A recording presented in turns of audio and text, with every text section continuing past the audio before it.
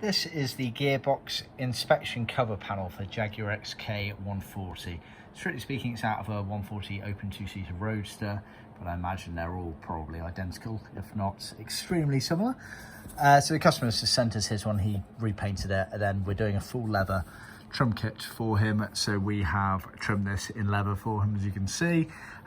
We have the luxury here of an in-house leather skiving machine, which allows us to thin down leathers to suitable thicknesses to retrim more detailed parts.